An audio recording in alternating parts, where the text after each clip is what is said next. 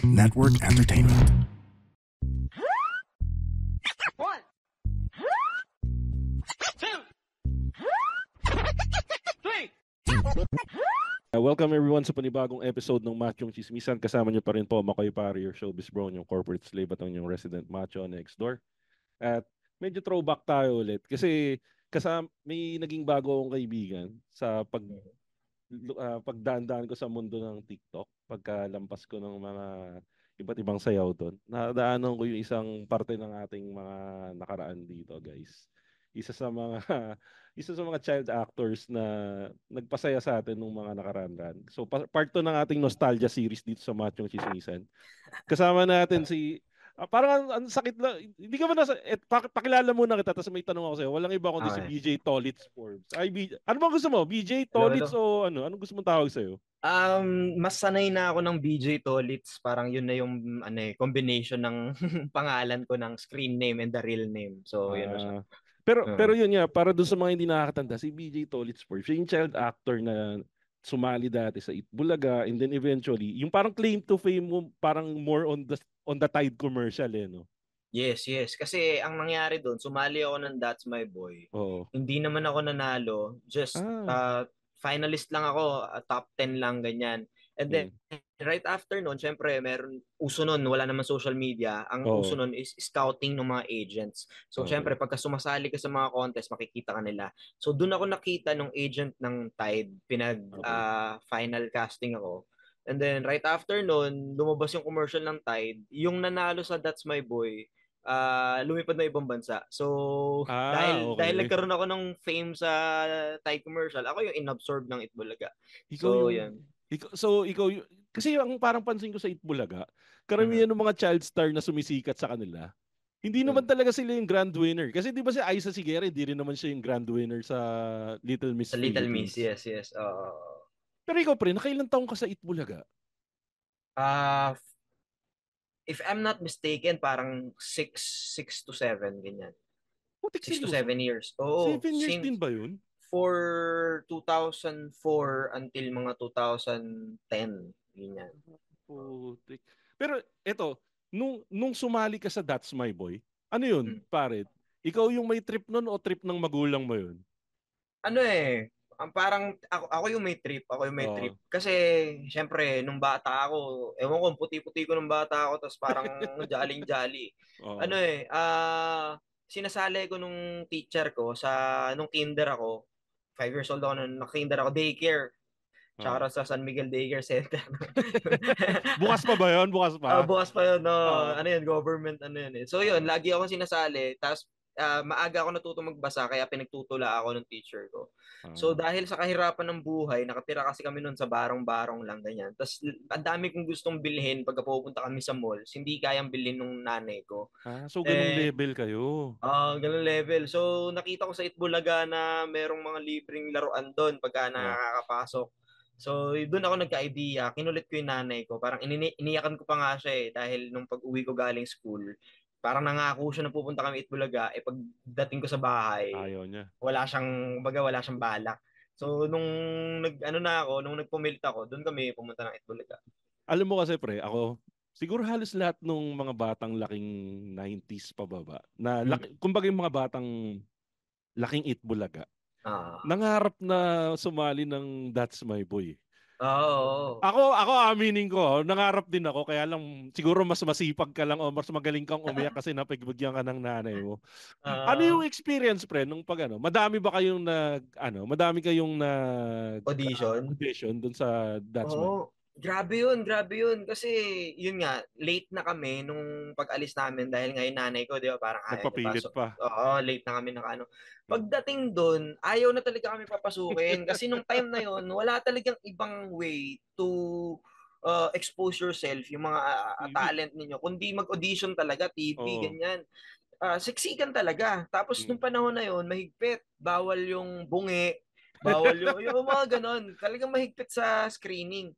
So, ang nangyari nun, yung nanay ko, buti naman yung nanay ko, makapal yung face, makapal ang mukha, para kausapin yung guard na parang sabi, shoutouts kay Kuya Ronnie, hanggang ngayon siya pa rin yung nagbabantay sa Itbulaga sa VIP, no? So, nung mga panahon na yun, kinulit ng nanay ko dahil nga umiiyak ako na hindi nakaano. So sabi, ano nyo na, baka kaya pa ihabol, ganyan. Sabi, maghintay kayo kasi pagka nga merong bungi, automatic yon, hindi na ini-interview, pinapauwi na yung bata. So pwedeng masingit. Sa pagkakakwento sa akin, dahil hindi na rin siya masyadong fresh sa memory ko, 5 taon lang ako. Pero parang gabing-gabi na daw kami nakapasok noon. Pero naalala ko pa yung nakapila kami doon sa may ng Broadway, yung ang kinakain lang namin yung mga siomay lang doon sa gilid hanggang gabi. Doon sa may hagdan yan, sa may hagdan. Oo, yung amoy nung hagdan na yun, nostalgic.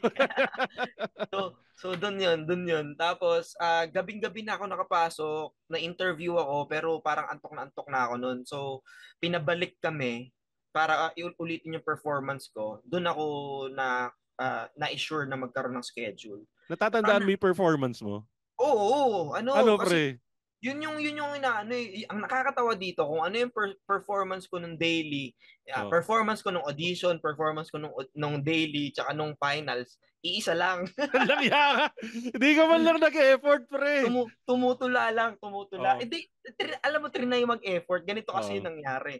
So, syempre, yun na nga yung piyesa ko sa school, 5 years old, di ba? Tula, ganyan.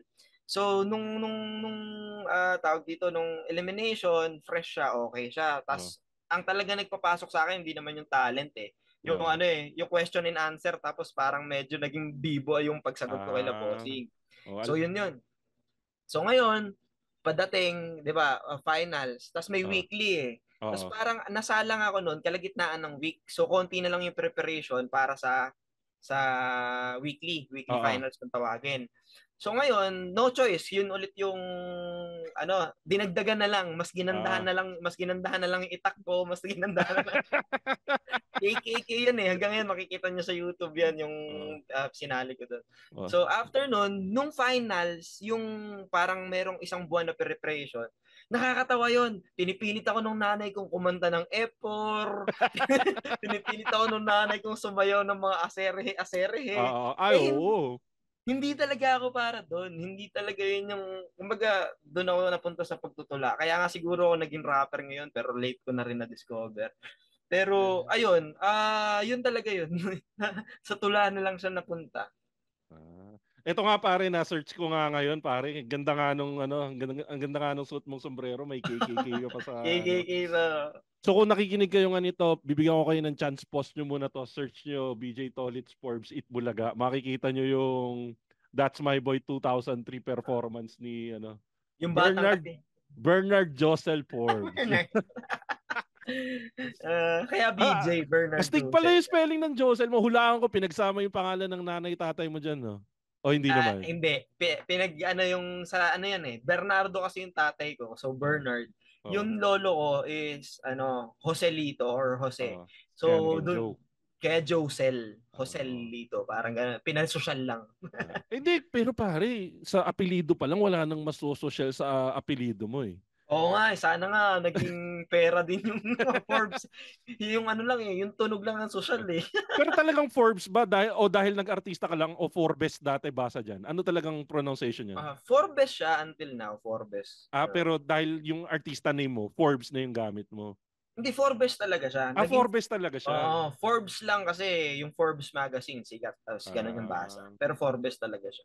Pero yun, ako pre, for the longest time, tagal kong gustong makapasok sa Itbulaga. And natupad yung pangarap ko na yon about a year ago. Naging contestant din ako sa Itbulaga.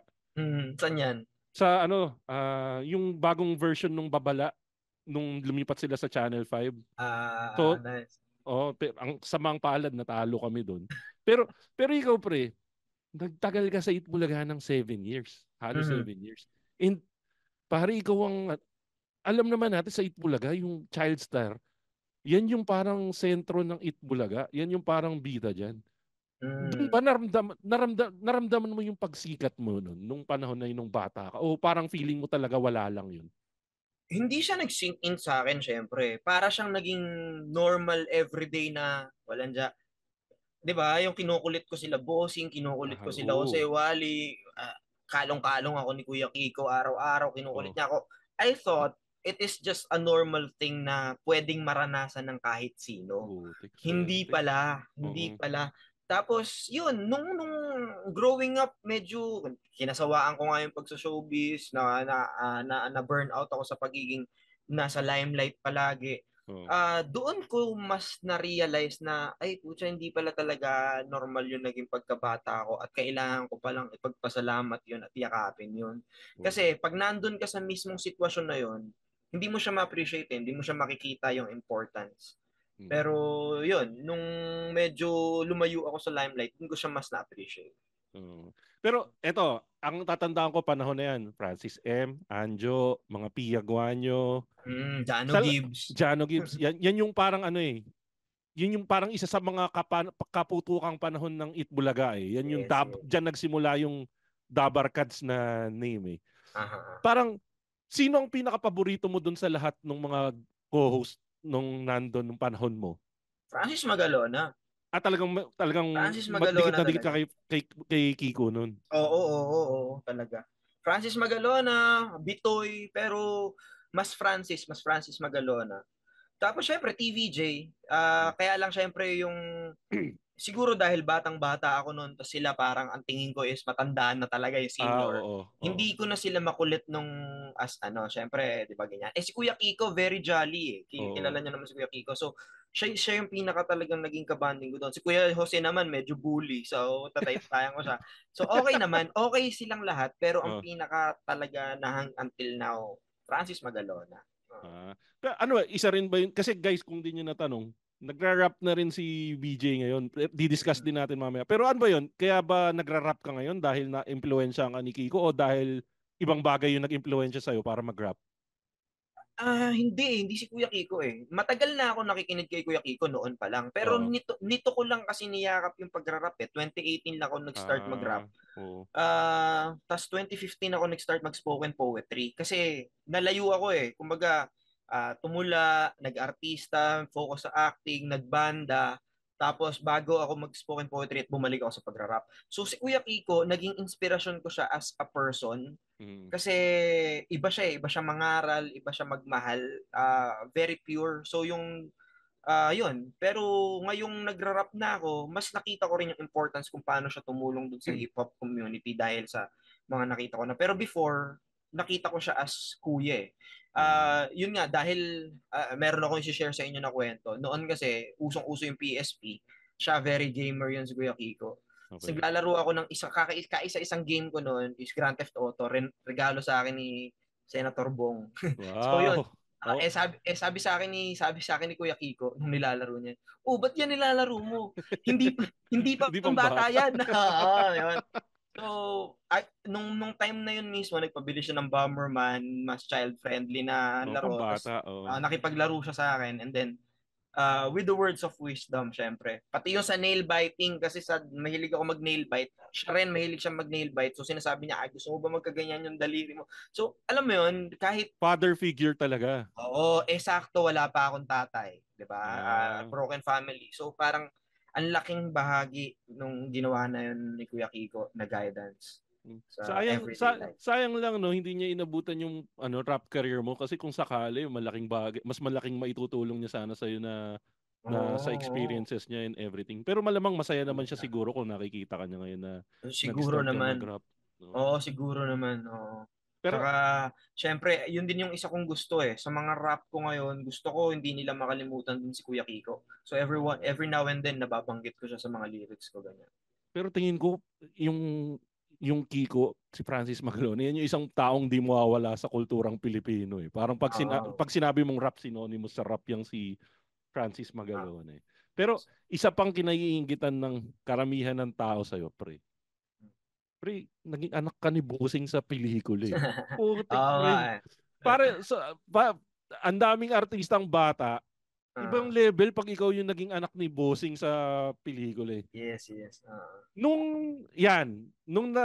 Anong pakiramdam mo or anong naging reaksyon ng pamilya mo nung unang na-offer sa'yo na BJ, magiging anak ka ni Bossing dito sa pelikula na to?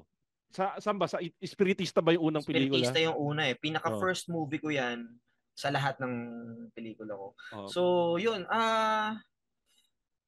Hindi ko na masyadong maalala pero alam ko isa siyang malaking turnaround ng buhay ko na simpleng-simple lang yung buhay namin eh, 'di ba? Tapos bigla ako naging artista. Malaking step na nga yung maging ano ko sa Itbulaga eh. Tapos nagkaroon pa ng pelikula na Anak ni Bossing. Nanalo pa ako doon ng FAMAS. So, ay, seryoso, FAMAS? Oo. Ay, sorry, Guillermo. Tapos Exodus ako nanalo ng FAMAS. Oo.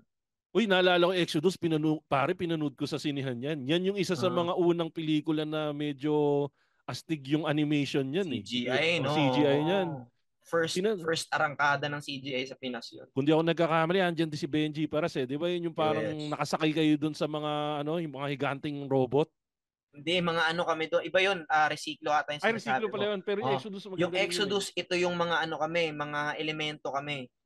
Ako ay ano doon, taong apoy, si Benji Paras ay tikbalang. Ay, yung kulay blue. Blue. Oo, yun. Tapos si Aubrey Miles ay lumilipad na ano. Naalala ko na. Malupit. Yun nga, so parang yung panahon na yan, sorry ano bang, kung sa level 1 to 10, anong masasabi mo yung, bago ka nag-artista, anong level yung lifestyle nyo nun, pre? Talagang nasa hirap mo talaga kayo nun? Nasa level, sabihin na natin mga level 3 naman, ganyan, level 3 naman, kumakain naman ng 3 beses ang araw, ganun. Nakakagawa ng paraan ganung klase ng bagay. Hindi siya laging sigurado pero nakakagawa naman. Tapos ayun nga, barong-barong kami nakatira. Tapos nung mga panahon na yun, hindi ko pa alam kung bakit hindi umuwi sa amin yung AirPods ko eh. Late ko na siya nalaman. Pero teka, sorry, barong-barong as in yung parang parang squatters area ba o hindi. Kasi dito sa Rizal eh. Nasa Rizal na kami noon sa Muson. Provincial levels, ganun. Provincial level. Tapos merong parang mas yaman na kapitbahay namin noon. Tapos parang merong sort of parang maliit na bahay na parang silong. Doon kami nakatira. So nung nag-artista ka, unti-unti nyo namang naramdaman yung fruits of your labor noon? Oo, syempre.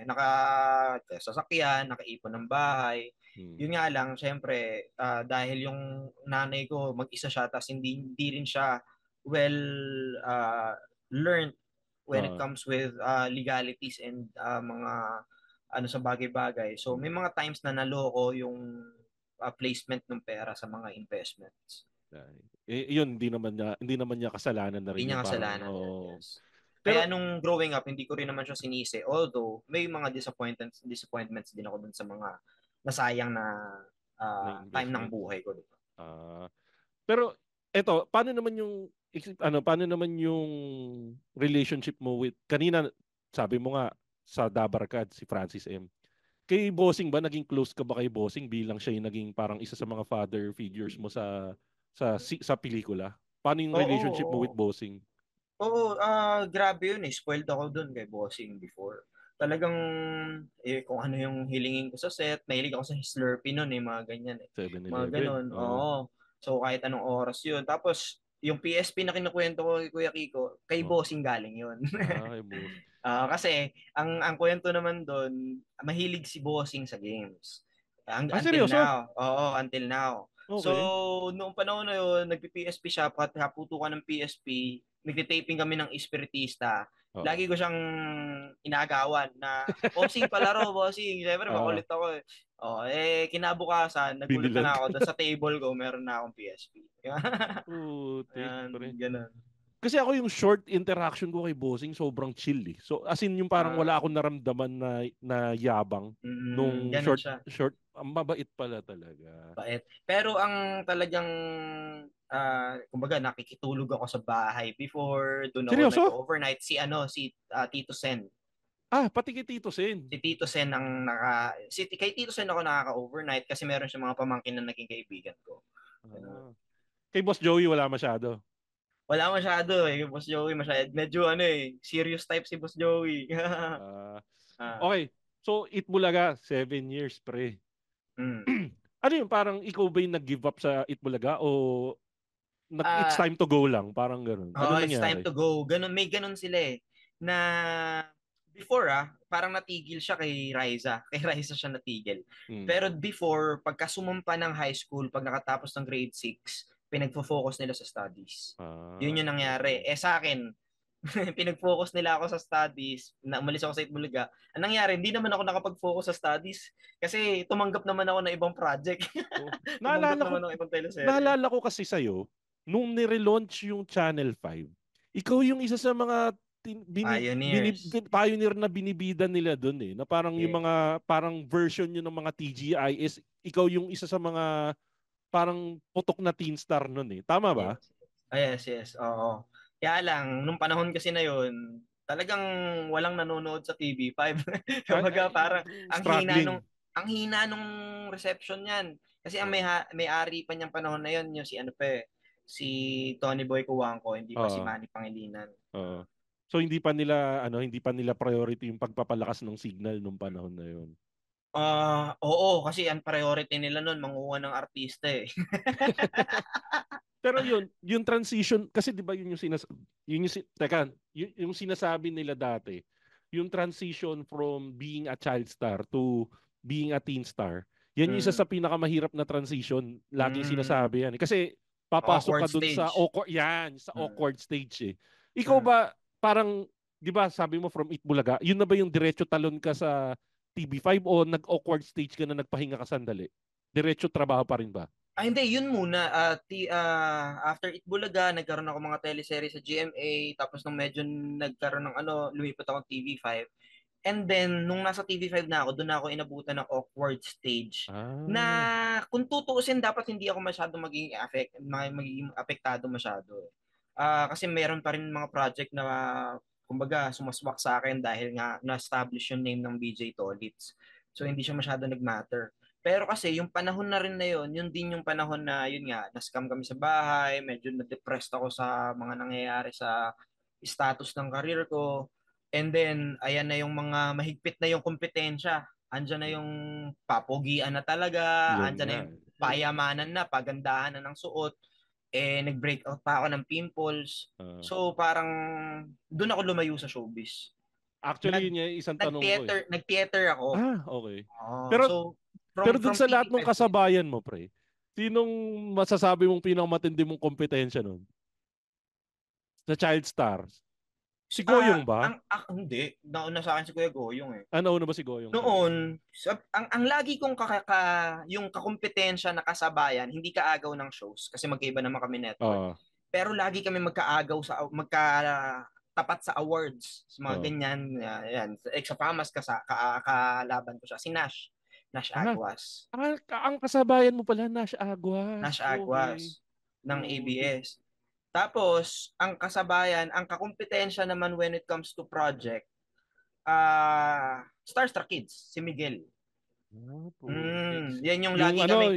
Yun yung naging 'di ba? Yung naging sa yung mga ibon, ang pangalan nun. Sila nasa Mulawin kami. Mulawin, no. Magkakasama kami ka rin ba? Oo. Okay. So, nung panahon kasi na yon, nagsisimula pa lang si Miguel. Kumbaga, mas putok yung career ko nung panahon na yon. Mas kilala ako nung panahon na yon. Pero si Miguel kasi naging consistent tas hanggang ngayon. Kaya ngayon, time niya naman. Kumbaga, era naman ni Miguel ngayon. Nung panahon naman na yon, era ni Tolitz. So, ganun talaga eh. May kanya-kanyang time and para sa lahat. And yun, sobrang rin naman kasi naging magkaibigan din kami lahat. Si Nash, kaibigan ko, naging mag-schoolmate kami. Si Miguel, hanggang ngayon nagkakasama kami sa mga shows. So, showbiz is just lang. Maliit na mundo lang, maliit na mundo lang. Oh. Actually, yung isa na lampasan natin, pre. Siyempre, isa sa nagpasikat sa'yo ng todo, yung Tide. Ano yun? May audition pa ba yun o ikaw talaga kaagad ang kinuha? Meron, na ako, final casting na ako. Kasi diretso final casting. Kasi nga na-scout na nila ako sa That's My Boy. Oo. So, final casting, pagdating doon na nabansagan yung pangalang Tolitz. Pero di ba naging parang series yun? Yes. Nakailang commercial yun? 12. Puta, 12 yun? 12 yun, oo. Ano yun? Parang bawat every year. Parang every year, 3 o 4 na klase. Puta. Di parang doon pa lang binuhay ka na ng Tide? Oo, pero ano yun? Kontrata yun. So kumbaga, yung buong series, isang kontrata yun? Oo, isang kontrata yun. Hindi yung tipong makakapagtaas ka sa susunod na Hindi. Yun na yun. Tsaka nung bayad na, yun na yun. Kahit sa kung ano-ano na yung ginawa nila, ang dami Kumbaga, may billboard, may mga ganyan. Kung tutusin, dapat iba-iba yung agreement. So kung may billboard, hindi na naisama na hiwalay na bayad yun. Parang naging package na siya talaga. Pero kahit pa paano, panalo ka pa din dun. Kasi, tsaka yung pangalan na nagawa household name eh. Hanggang ngayon, napapakinabangan ko siya. Hanggang ngayon, nakatatak siya. Diba? Pero ikaw ang katapat nung kambal ng kambal ng surf nun eh. No? Pero ikaw, parang naguluhan ka ba bilang bata na bakit Tolits na tawag sa akin eh? BJ naman talagang totoong pangalan ko. Wala namang ganun. Wala eh. Nai-ano sa akin ng maayos. Kasi ako ng bata ako, madali akong turuan, madali akong i-orient. So, si Direk Eric, naka-close ko rin siya. Direk Eric Mati kasi yung nag-direct nung lahat ng Tide. Ay, puta, Eric Mati ba yun? Eric Mati yun. Malupit lahat. Pala yun. So, siya rin yung Lito Cruz kasi talaga dapat yun. Kaya, nung una, hindi naman Tolits yung pangalan nung character. Lito Cruz lang siya. Dahil kay Direk Eric, yun naging Tolits. Walang dating pag Lito Cruz eh. Parang normal sounding. Tolits kumbaga nung panahon namin, mayroon si Joey Boy sa Sprite commercial. Ito naman Tolits, parang batang makikita mo sa kanto yung pangalan eh. So lovable yung pangalan eh. Nauso kasi dati yan eh sa mga commercial eh, di ba? Like si Lumeng, si Karen, di ba? May kanya-kanyang character. Pero tawag dito, ano yun, parang gaano katagal bago mo naramdaman yung impact nung Tolits? Parang instant ba na parang pag lumalabas ka, nararamdaman mo na pag may lumalabas kayo, Tolits, may mga ganun na? Almost instant. Tsaka ang bilis ng pangyayari from audition ng That's My Boy. From unang salang ko, ramdam ko na kagad na artista level na. Ganun na kagad. In a span of a year ba yun? Parang, buwan lang? Kasi, buwan lang. Kasi pagsali mo, yung mga kapitbahay, pag-uusapan ka na kagad na nakakita ka sa TV. So doon pa lang. Tapos, nung lumabas yung Tolits, mas iba na. Yun na yung nag-extreme. Kasi sakto yun, kakasimula ng school year, grade 1 ako. Tapos naka-enroll ako sa public school. So, pagdating nun, nung biglang naging Tolits, nung mga una-unang araw, sakto lang, sumali yan ng That's My Boy, ganun-ganun lang. Artista nung lumabas na yung Tolits na yun na, hindi na ako pwede doon. Kinailangan ko na lumipat ng private kasi iba na yung treatment. Pero ano yun, sariling bayad mo na yung private o na-sponsoran ka ba ng TBJ or something? Sarili lang. Ano yun, sponsor ng school. Sponsor. Kasi yung Angelicum College, sila yung nagpapakilala noon ng home study program. So yung mga artistang bata noon, in-sponsoran nila. Malupit. Eto naman. Hi guys, we are the Eavesdrop Podcast. My name is Francesca. My name is Jelly. This is Delamar. This is Jude. What's up? Yeah, and we are inviting you to check us out, your fellow TPN podcast. And if you want to learn more about life, what's happening around us, you want to know about love, healing, this is the podcast you should be listening to.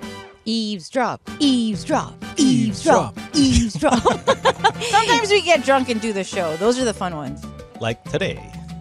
Ooh, why? Who's drunk? Like right now. You're red as a bug. Am I? Eavesdrop, please catch it. 4 hosts going crazy. You'll have fun. You'll cry. Everything else. So please check it out. The Eavesdrop. Only on the Pod Network. Si Senator Bong. Ninakaw ka kay Bossing. Napunta ka kay Senator. Paano ka naman napadpad kay Senator Bong? Kasi syempre, kung ako si Bossing, haharangan na kita. Pang MMFF na kita eh. Pero napunta ka kay Senator Bong. Paano ka napadpad kay Senator Bong? Hindi ko rin masyadong alam yung manager transaction dyan. Pero si Miss Malu. Nung panahon kasi na yon, yung talagang kaputukan ng Tolits, ang nagmamanage talaga sa akin is si Miss Malu Chowa Fagar. Miss Malu Chowa Fagar. Medyo nagkaano nga lang sila ngayon. Medyo naiwan dun sa GMA side, yung halos host side. Kung ano sinasabi ko, baka basta yun. Kumbaga, hindi sila nagkasundo. Para sa Yes. Pero yun ang manager ko, si Miss Malucho Fagar nung baka panahon na yun. Which is siya rin yung nag-manage sa ibang artist ng Itbulaga ng time na yun. So siguro nahiram ka ni Senator Bong kay Miss Malucho Fagar. Pero sobrang alaga talaga, sobrang higpit din nila bago magpahiram ng artist. Tapos naalala ko kasi yung panahon na yon, 9 AM nasa Itbulaga na kami. Pagka 3 PM pagkatapos ng Itbulaga, diretso shoot kami nun ng ibang pelikula. Kamusta si Senator Bong? Bukod sa pagbigay sa iyo ng Grand Theft Auto, ano pang mga naiambag sa buhay mo na Senator Bong? Galante ba? Galante. Maraming sa atin si Senator Bong kasi nakakapunta rin tayo sa bahay niya before. Mga ganyang bagay. Until now, meron tayong connection sa kanya. Pumunta ako nung anniversary niya, yung 40th anniversary niya. So, ganoon. Until connections, network, and yung famas. Dahil kung hindi niya binigay sa akin yung Exodus na role, yung silab na role sa Exodus, is baka hindi ako nagkaroon ng famas. Okay. Oto, di nag-Channel 5 ka, pre. Yung mga sumunod doon, halo-halo na. Nag-Channel 2 ka, nag-Channel 5, and everything. Ano yung masasabi mo naman na parang pinaka malaking role na nahawakan mo? Bukod dun sa mga nung child star ka, na parang ito na yung para sa akin yung may tatak na role ko. Yung pinaka pag kunwari sinabi ko sa'yo, sige nga, yabangan mo ko ng isang palabas mo. Ano yung papanood mo sa akin, pre? Yung malaki na ako? Malaki na ako? Maganda yung movie namin na Saka-Saka ni Direk Toto Natividad. Ayun. Pero sa ibang bansa siya pinalabas eh. More on theater kasi yung mga talagang kumbaga masasabi ko na proud projects ko ngayon dahil wala, tsaka yung Gulay Lang Manong. Gulay Lang Manong. Ano yung Gulay Lang Manong? Cinemalaya entry namin yun this year. Okay. Google. Papanoorin natin yan pagkatapos. Sana may makita kaming copy online yan na ano. Pero sana ma-Netflix siya. Okay. Ito ginugoogle ko ngayon eh. Gulay Lang Manong. Ayan, kasama ko si Cedric Juan. Pero ngayon active ka pa rin kasi nakikita ko parang lumalabas-labas ka pa rin ngayon sa mga teleserye, no? Ano ba yung last na teleserye na nalabasan mo? Ang last ko ngayon is yung Black Rider. Tapos sa Channel 7. Yes. Tapos medyo ang tina-target ko kasing image ngayon or roles is medyo mga bad boy na roles. So ayan, bagay sa iyo. Lumabas din tayo sa mga Pinoy crime stories. Tsaka parang gusto kong kumawala doon sa ang tingin lang sa akin is batang tolit. So kaya tayo gumagawa ng medyo magugulat na role sa atin. So yun yung pinakaano ko ngayon. Kasi karamihan ng child actor, ganun yung kailangan nila, yung parang breakout role nila na kailangan mahubad nila yung yung tingin sa inyo is kasi ako katulad ngayon, kahit na full grown adult ka na, pag tinitingnan kita pre, ang naalala ko pa rin yung batang ikaw eh. Ganun pa rin eh.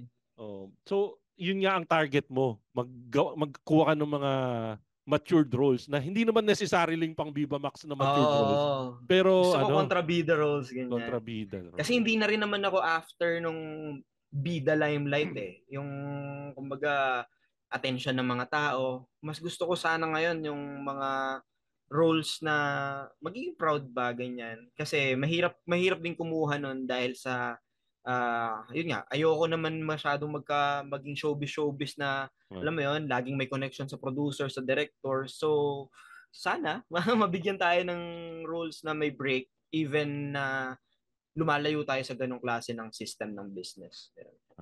Pero ngayon, pre, doon naman tayo sa medyo personal life mo. Ano na bang ginagawa ni BJ Tolitz Forbes ngayon sa buhay-buhay niya? Bukod sa pag-aartista, may jowa ka ba? May asawa ka na ba? Ano na bang current status mo ngayon? Kasi, to be honest, friend, nagkagwapuhan pa rin talaga ako sa iyo ngayon. Ibang level na yung kagwapuhan mo ngayon eh.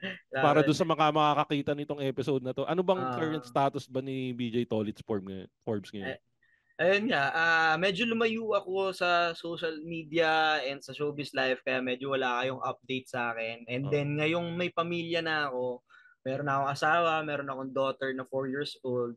So, ngayon pa lang tayo bumabalik sa pagkausap sa mga fans, reconnecting with our supporters and followers sa social media. So, active ako ngayon sa iba't ibang platforms, YouTube, TikTok, Facebook, may mga vlogs ako dyan. And then gumagawa rin tayo ng kanta. We have released rap songs, may mga album tayo, may 3 tayong album. And then Teka, 3 album? Yes. 3 album na yung nagawa mo? 3 album na. Saan available yan? Available sa lahat ng platforms yan. Sa Spotify, sa YouTube, Apple Music, lahat. So, ang gagawin lang nila, after ng episode na to, since nasa Spotify na sila, search lang nila, BJ Forbes. Lalabas BJ Tolits. BJ Tolits. BJ Tolits. Yan. Tapos, BJ Tolits or BJ Tolits Forbes, lilitaw naman yun pareha. So, nandun yun. Nandun yung pinaka, bali, ang marirecommend ko sa inyo, ang pakinggan nyo is yung nirelease ko this year, yung Bounce Back album. Kasi yung unang album ko, malungkot yun. Yun yung kinuwento ko lahat ng malungkot na nangyari sa buhay ko noon, yung unang album. Pero ano yan? Sino nagpo-produce ng tracks mo? Ikaw lang? Yung instrumental is, yung iba binabayaran ko yung beat, yung iba pinapagawa ko. Yung recording and mixing, ako lang, own work. So, inaral ko lang din siya. And yung distribution, sarili ko lang din. So, mas gusto ko nga kasi talaga maging independent artist na walang nagko-control. So, ayun siya. Pero yun nga, nabanggit mo kanina, may partner ka na, di ba? Mm-hmm. Napanood din kasi namin recently doon sa isang guesting mo na yun nga, may pinagdaanan nga yung anak mo. Mm-hmm. Komportable ka ba na pagkwentuhan natin yon para sa awareness ng mga tao din doon sa sa pinagdaanan ng baby mo? Yes, very very open naman ako sa although pagka sa mga live stream sana tinuturo ko na sila sa mga ganitong klase, yung mga formal interviews kumbaga para makita nila. Yun kasi nga syempre lahat ng mga tao is curious kung anong mga nangyari. Pero syempre bilang magulang, meron din tayong questions din sa utak natin na hindi pa nasasagot. Kaya mahirap din salita. Kasi yung situation ni baby is seizure disorder. Kung bakit nagsi-seizure or bakit siya nag-seizure nung 1-year-old siya. Normal kasi siya pinanganak, guys. Normal siya pinanganak, naalagaan namin siya ng normal. Lahat ng medicine, yung vaccinations na kailangan, kompleto. So, normal siya. And then, yung atake niya ng seizures is walang lagnat, walang kahit anong infections, as in normal. So, kung bakit siya nag-seizures, lahat ng test pinaran namin negative. So, hindi na siya nakita. It might be genetics. Pwede daw na hindi compatible or lahi. Pero, kumbaga, hindi rin sure yon dahil nga, hindi naman siya. Hindi na mahanap talaga. Nag-focus na lang sa recovery. Pero, yung pagkaka-stroke ni baby is dahil nga nawala ng oxygen yung utak. So, be preventive din sa mga nandyan dahil yun nga, gusto ko sanang awayin yung nurse na nag-first dun sa anak ko kasi hindi siya kagad in-oxygen. Pero I think kung in-oxygen siya, baka hindi siya na-stroke. Pero ayun, ganun yung nangyari. So now, baby is recovering from stroke. Pwede siyang makarecover. It's a case-to-case basis. Depende sa kakayahan ng bata, depende sa pagpapag-aalaga ng mga magulang. That's why we have therapies, yung occupational therapy para makalunok siya kasi naka-NGT siya ngayon, doon siya nag-i-eat.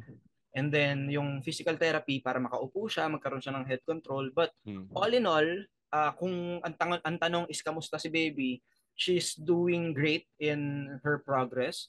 And yun nga, wala namang makakapagbigay kung gaano katagal bago makarecover or hanggang saan niya ikaka-recover. Pero sa case ni baby, from 1-year-old na na-diagnose siya until now na magka 5 years old na siya, marami na rin yung improvement na nakukuha niya. And let's just keep on praying na bumalik talaga siya dun sa gusto natin na normal. Pero ako, as a parent, I'm very much happy naman and I'm very much contented and kumbaga fulfilled sa kung ano man yung ng anak ko ngayon. So ayoko kung tinitingnan siyang kawawa, ayoko kung tinitingnan siya as a kumbaga parang isang pag ano sa buhay ko. Kumbaga, it's a bad Hindi siya side. pagsubok. Pagsubok siya, pagsubok. pero hindi siya, kumbaga, downfall. Hindi siya downfall ng buhay ko. Isa pa nga siyang way kung bakit ako naging mas better person, nag-aral ako ng mas matindi sa mga bagay-bagay. Although, ang isang cons nun is parang na-trauma din ako. Ayoko nang mag-anak pa ulit. Actually, yun nga eh. Kamusta naman kayo nung partner mo? All goods pa rin kayo? Nagtutulungan kayo dito sa recovery nyo kay ano? Yes. Ako, I'm very thankful na yung binigay sa aking partner ni Lord ay sobrang understanding, sobrang supportive, and ayun kumbaga talagang may purpose kung bakit kami yung pinagtagpo at yung inspiration na naibibigay namin sa mga tao na nakakapanood dun sa relationship na meron kami through our vlogs and through our story sa social media, no? Kasi hindi kami, alam mo yun, sobrang grabe yung pagsubok na pinagdaanan namin as kumbaga batang magkarelasyon, pero hindi namin yun, alam mo yun, hindi namin masyadong ramdam yung bigat na yun. Parang dumaan lang siya sa buhay namin, namumuhay kami ngayon ng normal, nagmamahalan kami ng sapat at ramdam namin yung sa isa't isa. At alam ko na hindi lahat ng tao nabibigyan ng pagkakataon na magkaroon ng ganong klase ng relationship. So, pinagpapasalamat ko yun, and yun, masaya po si BJ Tolitz ngayon sa love life. Actually, tingnan ko pre, bata nyo eh. Ilang taon ba kayo nagkaanak? 21 ako nung nag-anak. Bata. 20 si Mrs. Pero ano, saan kayo nagkakilala? Sa school ba or kapitbahay? Theater. Sa theater. Dancer siya, artist ako, actor ako. Pero ano, hanggang ngayon, active pa rin kayo pareha sa theater? Active pa rin ba siya sa theater or nagtigil na? Ay, hindi na. Simula nung binahay ko na eh. Binahay ko na. So, hindi ko na siya pinag-theater. So, ano na siya ngayon? Sumasayaw pa rin siya. Sumasayaw pa rin siya, pero sa social media na lang, sa company namin sa business, ganyan. So, ang official title niya ngayon is non-showbiz wife na, pre. Yes. Non-showbiz wife. Kaya lang sa... Pero ikaw, pre, yung pag-aartista mo, nai-imagine mo pa ba na kung hindi ka nag-artista noon na may iba ka pang trabahong gagawin? Or mukhang dito ka na magpo-focus hanggang pagtanda mo? Hindi ko alam. Hindi mo alam? Hindi ko alam eh. Hindi ko makita kung nasan ako. Siguro masipag naman kasi kung mag-aral. Pero yun nga eh. Hindi ako nakapagtapos ng pag-aaral dahil naging breadwinner ako ng family namin. Kumbaga, maaga ako. Nag-call center pa ako before eh. Nag-call center ka ba? Oo, nag-call center ako nung, yun nga, ayoko mag-artista masyado. Gusto ko mag-theater, gusto ko umarte, pero wala naman masyadong pera sa theater. So, ngayon, kailangan ko mag-call center. So, yun, nag-try ako mag-call center. Pero sorry, saan call center ka? Saitel. Ano, inbound, mga ganun? Technical support, pero sales. Technical support. Ano, mga ISP yan, ISP? Mga insurance. May insurance. Insurance ng computer. Okay. AVG. Hello, AVG. Thank you for calling AVG Premium Technical Support. Antivirus yan, di ba? Yan ang gamit ko dati, pre. Yung free version nga lang. Lakas ko magbenta nun lang. Nakailan taong ka sa pagko-call center? Saglit lang. 4 months. 4 months. Pero paano yun, pre? Pag may kunwari may random guy na hindi ka kilala, tapos naalala na ikaw yun, parang ano ba, may element of surprise. Puta, ikaw ba yun? Madalas ka ba nakakuha nun? Nakakatawa yung mga ganun. Minsan nga, tagal ko nang kakwentuhan eh. Tapos, puta, ikaw pala. Tapos, kumbaga parang nagre-rage. Paano ka pa picture ka? Nakakatawa. Pero ito, yun nga yung natanong ko sa'yo. Kung halimbawa may choice ka, sino yung sa lahat ng mga nakita mong projects na nandyan, na parang sa loob mo, puta kung ako gumawa niyan, kaya kong gawin yan eh. Yung parang may project ka ba na, or pelikula na parang wini-wish mo na sana sa akin napunta yun, na parang kung ako yun, malamang ko, kaya ko yun eh. Kunwari, napanood mo yung Titanic, kaya ko maging si Jack eh. Or Tagalog film na, kaya ko yung ginawa ni John Lloyd doon. May ganun ka bang pelikula na sayang sana sa akin na lang napunta yun? Wala naman akong ganun. Although, ganito kasi, as an actor, meron talaga kaming iba't ibang take sa kung paano namin gagawin yung isang role. Paano gagawin. Siguro meron ako mga napapanood na, gusto kong matry gawin yung ganitong klase ng character. Gusto ko pero wala naman ako yung mismong definite na, halimbawa, may umaarte na, tas hindi, kung ako yan, mas magaling. Wala naman akong ganon. Pero yun nga, ang gusto kong magawa ng mga roles is yung mga parang Joker type eh. Yan yung mga gusto ko eh. Yung alam mo yung Split na movie? Parang yan, international yan, Split. Meron siyang 5 personalities ba? 5 ba yun? Ba ganyan. So mga ganong klase ng roles yung nanggigigil akong gawin. Kasi sa theater, ang sarap din eh. Alam mo yun, na-explore ko naman yung iba't ibang klase ng role. So yun yung mga gusto kong magawa ngayon. Like, kung meron akong dream role na very Pinoy, gusto ko magawa yung baby ama siguro. Ganyan. Ay, putik, maganda nga yun, pre. Ganyan. You take on baby ama, no? Yes, oo. Ready ka na rin ba pare magkalbo? Kasi nagkalbo si Robin dun eh. Nagkalbo ako ng 2019. Hindi, kasi ngayon, long hair ka na eh. Tapos yung iconic scene sa Baby Ama, pre, yung nagkalbo si Robin, tapos pinahid niya yung usok sa ulo niya. Ewan ko kung natatandaan mo. Kaya. Diba? Alam mo naman sa pag-arte, yung puso natin sa sining, anything, gagawin ko yan para lang sa ikagaganda ng output. Nandun na kasi ako sa ganong level eh. Hindi na ako sa kung gaano karami yung makakapanood, kung anong awards yung makukuha natin. It's more on the fulfillment na pag ginawa ko tong role na to, kumbaga, satisfied yung puso ko. Ganun. Pero teka, ang natatandaan ko nga, may mga awards ka na rin nakuha. Nasa iyo pa rin ba yung mga awards mo? Oo, sa akin pa. Wala ka naman balak ibenta kay Boss Toyo? Meron ako dapat ibebenta sa kanya. Nagpunta kasi ako kay Boss Toyo, ibebenta ko dapat yung behind the scene album ng Exodus tsaka ng Espiritista. Hindi kami nagkasundo kasi tinatawaran niya ng 15,000. So, although alam ko naman na photo kasi yun, di ba? So, hindi ganun tataas yung value. Nung babalik ko dapat sa kanya, nung magre-release ako ng album, gusto ko sanang ibenta sa kanya yung gold record award nung aking Heyo Cappuccino dance album. Putik, naalala ko yung Cappuccino mo, pre. Yun. Putik. So gusto ko sana siyang ibenta, not because kailangan ko ng financial at ko, pero dahil nga promo. Oo, kasi maglalabas nga dapat ako ng album. So parang gusto kong sabihin na iniwanan ko na yung pagsasayaw. Yan, ang ganda, pre. At pag irarap na yung inaano ko ngayon, ang ganda nun. Na-busy si Toyo at hindi na ako nabalikan. Pero siguro ay kailangan ko rin talagang i-keep yung award na yun kaya hindi kami natuloy. Pero ang ganda sana nung ganong... Ang ganda nga! Tangina, diba? Sayang yun. Pero pare, natuwa ako, pinaalala mo yung Cappuccino. Di ba, no? Yan yung choco clap. Iba yun, chocolate yun. Chocolate pala yun, puta. Pero yung Cappuccino, naalala ko yun. Puta, nasa YouTube pa yung yung official music video, in-upload ng Universal Records. Eto, question. Maganda bigayan kasi technically hindi ka naman kumanta nun eh. Nakisayaw ka lang dun, di ba?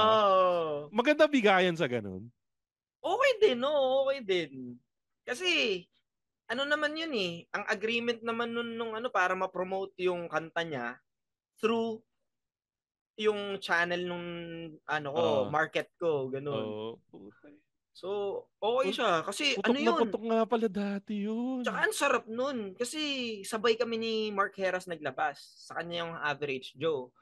So, parehas kami Universal Records. Ang nangyayari, kada may album tour, sabay kami palagi.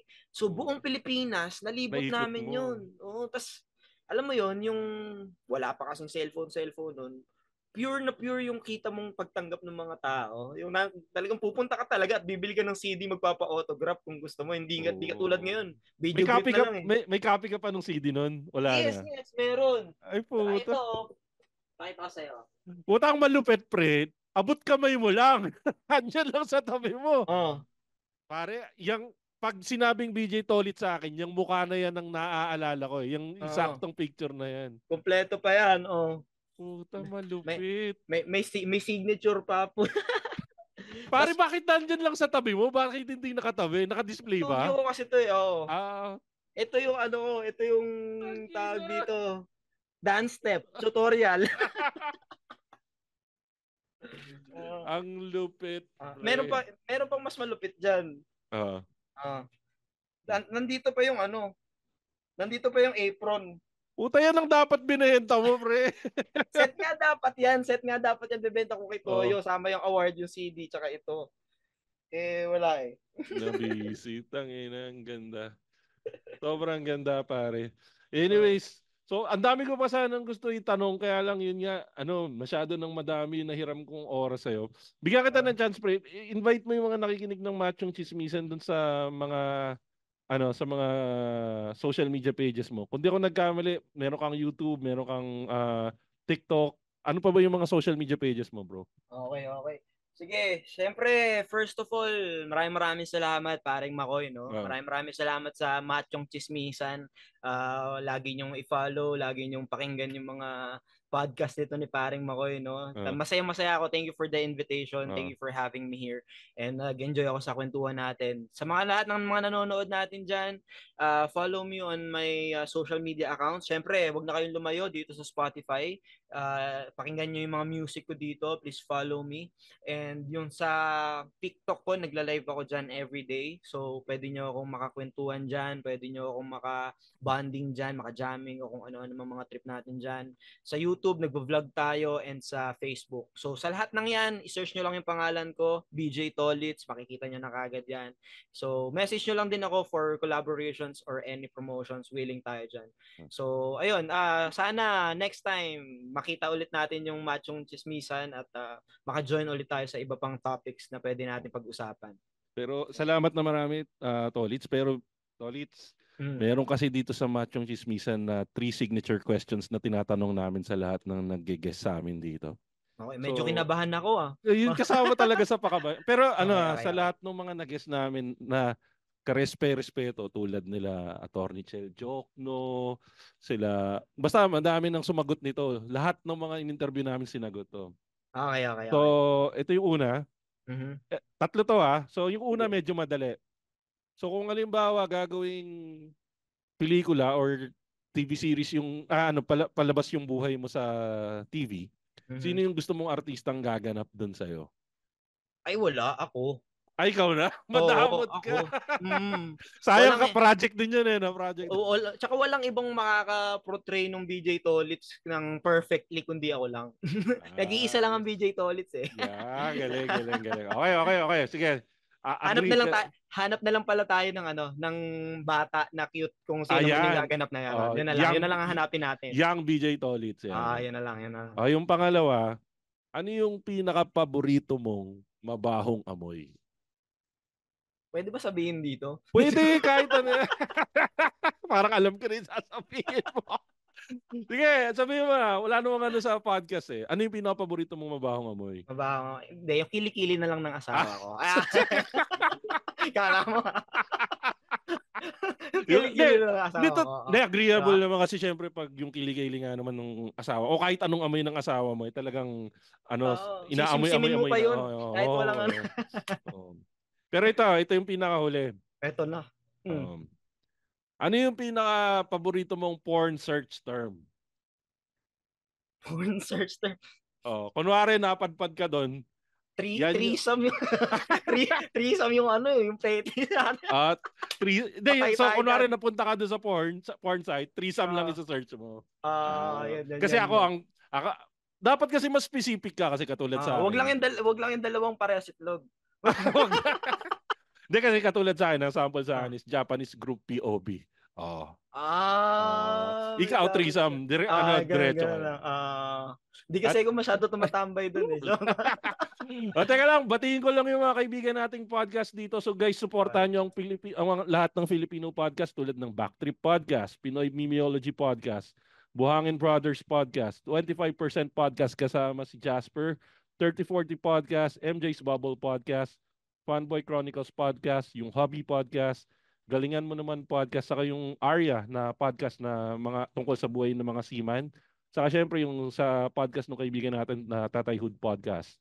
Kasama rin natin syempre yung Kislot Chronicles Podcast. Kasama natin doon si Kagawad Ruru. Saka syempre yung mga patron natin. Shoutout nga pala kay June Magpuyo, kay Jimbo, kay Camille Liserio, JM Kayabyab, Marge D, Joe Ian Malabilla, saka yung Hobby Podcast, saka syempre ang reyna ng mga patron, si Len Mackenzie. At kung pa-follow nyo ako sa social media pages, Showbiz Bro sa lahat ng social media platforms, saka Machong Chismisan sa lahat ng social media platforms. And if you want to support this podcast, you can do so by going to www.patreon.com/Machong Chismisan. And again, maraming salamat BJ sa pagsama sa amin dito sa BJ, ano ba yung Thank you. Ano ba yung parang kung ikaw may catchphrase ka, ano yung lagi mong sinasabing catchphrase? Or yung parang one-liner mo sa buhay? Always take risk, or it's better na mas okay na mas okay na subukan mo at magsisi ka kaysa magsisi ka na hindi mo sinubukan. Yeah. So it's like a motto, wala akong makitang isang word lang. Hindi, sakto 'yun. Ayun. So maraming salamat ulit BJ Tolitz Forbes. Thank you. I-search nyo na sa Spotify pagkatapos ng episode na to, BJ Tolitz Forbes para sa kanyang rap albums. 3 albums yan, di ba? Yes. Tsaka meron din tayong mga singles na naliligaw dyan bukod dun sa album. Tapos ang tabayanan nyo, nagpaplano daw si BJ ng isang podcast na ipopromote na lang natin dito sa Machong Chismisan. O kaya balik kayo dito nung partner mo pag ready na yung podcast. Babalik kami. And malay mo, kayo naman yung guest namin doon. Ay, oo. Ano naman tayo. Sige. Thank you again, Machong Chismisan, and sa lahat ng mga viewers natin. At yan po ang ating latest episode ng Machong Chismisan. Kasama nyo pa rin po Makoy Para, your Showbiz Bro, yung corporate slave at ang yung resident macho next door na lagi nagsasabi, lagi nyo tatandaan ang tunay na macho, chismoso. Have a great day, everyone. Bleep! Yay! The opinions of podcast creators, hosts, and guests are not necessarily reflective of the official stance of the Pod Network Entertainment, its hosts, or other network programs. The content created by the people behind the podcast is personal and not meant to harm any religion, ethnicity, group, organization, company, or individual.